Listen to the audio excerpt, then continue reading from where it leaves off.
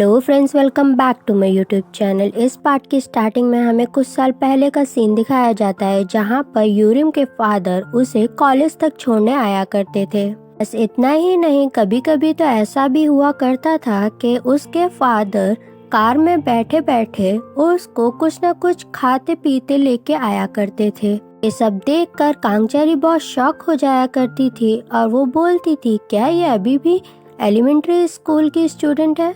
College में कांगचेरी के ज्यादा दोस्त भी नहीं हुआ करते थे। वहीं हमें देखने को मिलता है कि यूरिम के बहुत ज्यादा दोस्त हुआ करते थे। कांगचेरी बिल्कुल ही फोकस लड़की थी जिसको आसपास क्या चल रहा है उससे कोई भी मतलब नहीं होता था। वहीं दूसरी तरफ हमें दिखाते हैं यूरिम एक बहुत ही बबली फन लविंग लड़की थी जिसको आसपास के लोगों से बहुत ज्यादा मतलब हुआ करता था। एक दिन कांगचेरी अकेले बैठ के कुछ खा रही होती है तो साइड में वो नोटिस करती है कि यूरिम अपनी मॉम से रात के खाने के लिए कोई स्पेशल डिश की फरमाइश कर रही है। फोन कट होने के बाद कांगचेरी के बगल में बैठे होने का जब यूरिम को रियलाइजेशन होता है तो वो बिना वक्त गवाए कांगचेरी के पास आ जाती है। यूरिम कांगचेरी के पास आकर बोलती है, आखिरकार तुम भी मास कम्युनिकेशन के एग्जामिनेशन के लिए प्रिपरेशन कर रही हो, तो क्या हम दोनों साथ में प्रिपरेशन कर सकते हैं?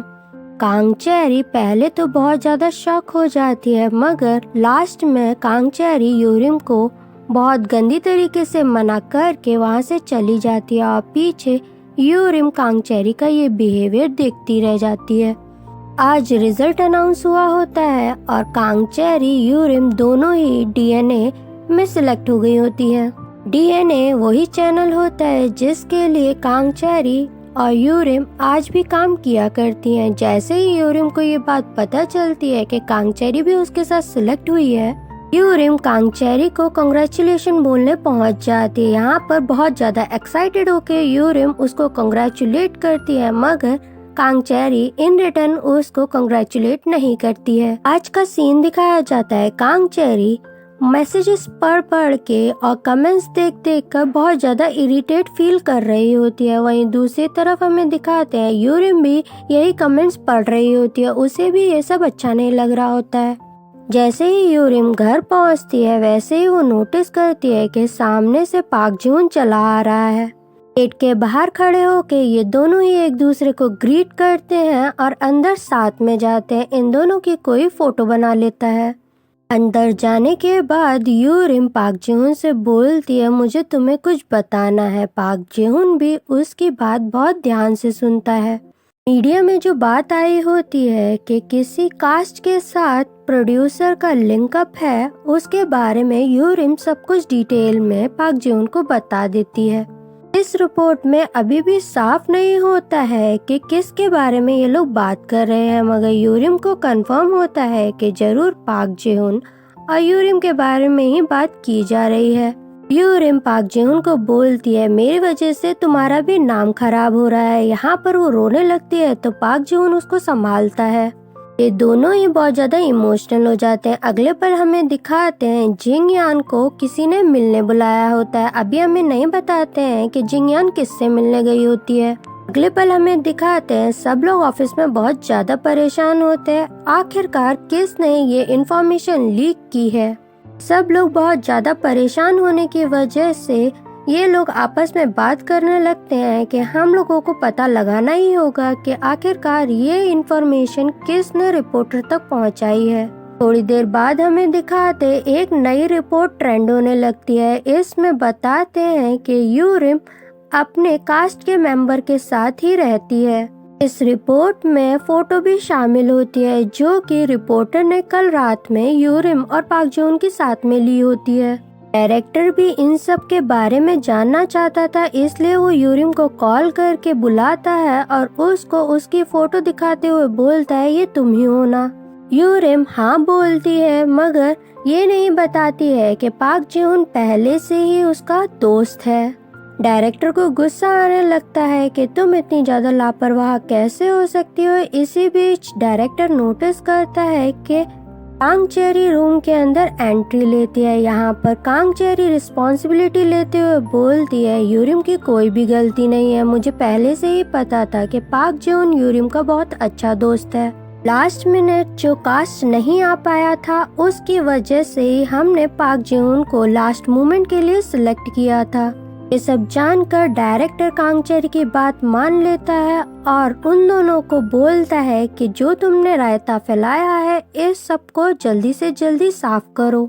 ये दोनों भी अपनी अपनी रिस्पॉन्सिबिलिटी समझती हैं और यहाँ पर डायरेक्टर को प्रॉमिस करती हैं कि जल्दी से जल्दी हम जो हो सकता है वो करके रहेंगे। जैसे ही यूरिम ऑफिस से बाहर आती है वो कांग चेरी से माफी मांगने लगती है कि मेरी वजह से तुमको बहुत ज्यादा प्रॉब्लम हो रही है। कांग चेरी उसे रोकते हुए बोलती है, ये सब तुम्हारी गलती नहीं है, एक्चुअली जिसने ये फोटो लीक की है मैं उसके बारे में जानती हूँ। कांग चेरी उसे बता देती है कि मैं ट्रेनर के साथ सो चुकी हूँ और ये सब रायता जो फैला हुआ है वो बिजनेसमैन ने फैलाया है। ये सब जानकर यूरिम बहुत ज्यादा शॉक हो जाती है और बोलती है कांग चेरी से कि तुम ऐसे कैसे कर सकती हो।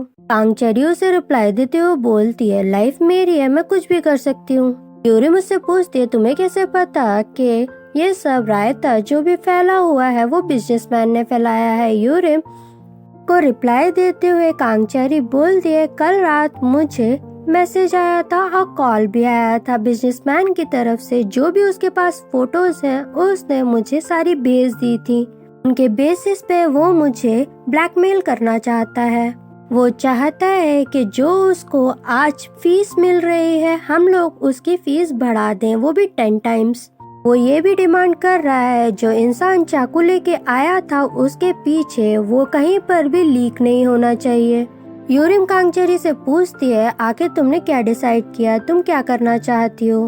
कांग चेरी उसे बोलती है, मुझे कोई फर्क नहीं पड़ता, अगर वो इन फोटोज को लीक भी कर देगा तो मुझे कोई फर्क नहीं पड़ता। पाक जेहुन के पास हेजिन का हस्बैंड कॉल करता है। ये दोनों ही फ्रेंड्स आपस में बात करते हैं और शाम के टाइम के लिए हेजिन के रेस्टोरेंट में पाक जेहुन को इनवाइट करते हैं। अगले पल हमें दिखाते हैं हेजिन आईवीएफ के लिए सेंटर पहुंची होती है। यहाँ पर ये दोनों हस्बैंड बहुत ज्यादा मोटिवेट फील कर रहे होते हैं। हेजिन को थैंक यू कहते हुए उसका हस्बैंड बोलता है कि आखिरकार तुमने मेरे लिए जो भी कुछ किया है मैं उसका शुक्रगुजार हूँ। पाक जेहुन के पास हॉस्पिटल से कॉल आया होता है। यहाँ पर उसका प्रोफेसर उसे बुला रहा होता है। पाक जेहुन जैसे ही प्रोफेसर के पास पहुंचता है प्रोफेसर उसे डिमांड करता है, आखिर कब तक तुम न्यूरोलॉजी डिपार्टमेंट ज्वाइन नहीं करना चाहते हो।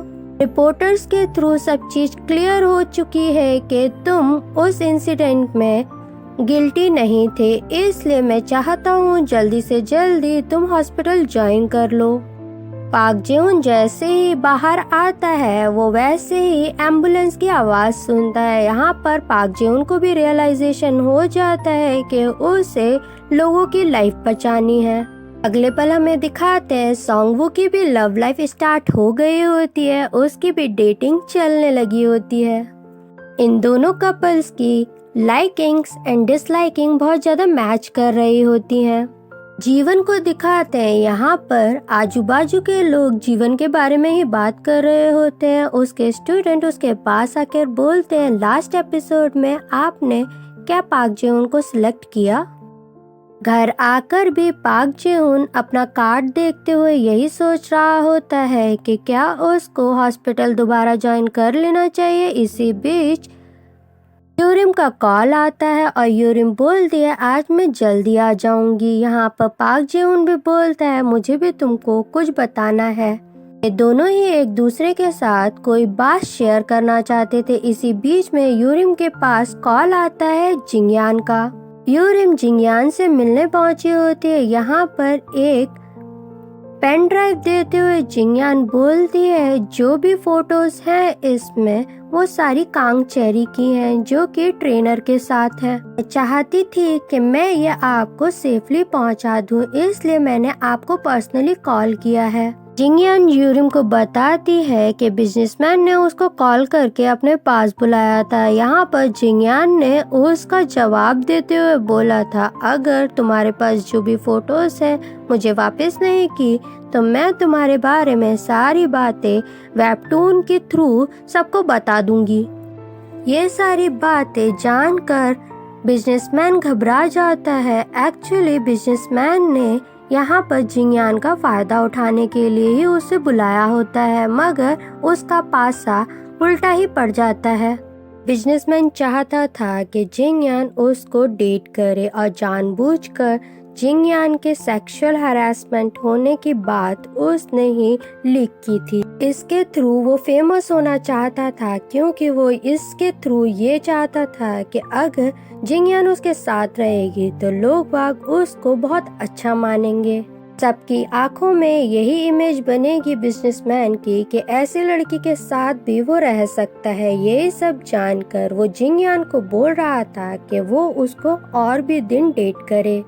जिंगयान को इतना करेजियस देखकर यूरिम बहुत ज्यादा खुश होती है और जाते जाते पूछ ही लेती है कि तुम जिसको प्यार करती हो क्या वो शो में से जॉन ही है। जिंगयान यूरिम को हाँ में रिप्लाई देते हुए बोलती है, हाँ मैं शेफ को पसंद करती हूँ। यूरिम सारी बात पाक जून को आके बता देती है कि जिंगयान ने जो भी फोटोज थी बिजनेसमैन के पास वो सारी ले ली है। पाक जून उससे पूछता है, जो पेन ड्राइव तुम्हारे पास है अब तुम उसका क्या करोगी। यहाँ पर यूरिम उसे रिप्लाई देते हुए बोलती है, ये पेन ड्राइव मैं कांगचारी को दे दूंगी, जो भी वो चाहती है वो कर सकती है इस पेन ड्राइव के साथ।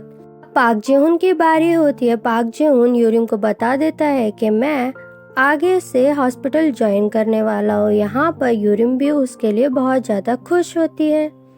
अगले पल हमें कांगचारी को दिखाया जाता है, जो कि इसी टेंशन में होती है कि कैसे वो बिजनेसमैन से वो पेन ड्राइव और फोटोज लेगी। कांगचारी बहुत ज्यादा ड्रिंक कर रही होती है तो यूरिम उसके पास जाकर बैठ जाती है और उसको बोलती है, मुझे तुमको कुछ बताना है। यूरिम ये बता देती है कि जिंगयान ने सारी फोटोज निकाल ली है। यहाँ पर कांगचारी शॉक हो जाती है कि जिंगयान ऐसा काम कैसे कर सकती है। यहाँ पर मैं आपको बता दूं कि शो के स्टार्ट में जब सिलेक्शन हो रहे थे तो कांगचारी ही वो थी जिसने जिंगयान को सिलेक्ट करने से मना किया था और यूरिम ही वो बंदी थी जिसने जिंगयान को आगे बढ़ाने के लिए बोला था। जिंगयान को भी ये सारी बातें पता होती हैं कि कैसे यूरिम ने ही उसके लिए रिकमेंडेशन दिया था कि वो आगे शो के साथ जाएगी और सेक्सुअल हरासमेंट वाली बात को भी लीक होने से पहली बार यूरिम ने और सोंगवू ने ही रोका था। यहाँ पर यूरिम उसकी पेन ड्राइव अल्कोहल में डालते हुए बोलती है, ये सब तुम्हारे लिए जिंगयान ने किया है। उस टेंट हाउस के अंदर कुछ और लोग भी डिनर करने पहुंचे होते हैं। यहाँ पर वो लोग कांगचारी को देखते ही मुंह बनाने लगते हैं कि इस जैसी औरत का भी कोई फ्रेंड हो सकता है। यहाँ पर यूरिम शेरनी बनते हुए बोलती है कि कांगचारी ने तुम्हारे साथ कुछ बुरा किया है जो तुम कांगचारी के बारे में इतने गंदे गंदे लफ्ज बोल रही हो। फिर से वो लेडीज अपनी बात दोहराते हुए बोलती है, इसकी कभी भी कोई फ्रेंड नहीं हो सकती है। कांगचारी यूरिम को रोकना चाहती थी, यहाँ पर यूरिम रुकती नहीं है और डराते धमकाते हुए वो बोलती हैं, जो भी वर्ड्स तुमने कांगचारी के बारे में बोला है उसके लिए तुम लोगों को कांगचारी को सॉरी बोलना चाहिए। कांगचारी भी यूरिम का ये अवतार देखकर शॉक हो जाती है और वो लोग कांगचारी से डरते हुए सॉरी बोलते हुए यहाँ से निकल जाते हैं। उन लोगों के चले जाने के बाद यूरिम कांगचारी से बोलती है, आखिरकार तुम मुझसे इतनी नफरत क्यों करती हो। अगले पल हमें दिखाते हैं पाक जेहुन तैयार होके हॉस्पिटल पहुंचता है। वहीं दूसरी तरफ हमें दिखाते हैं कि आज यूरिम ऑफिस पहुंची होती है और रेजिग्नेशन लेटर दे देती है।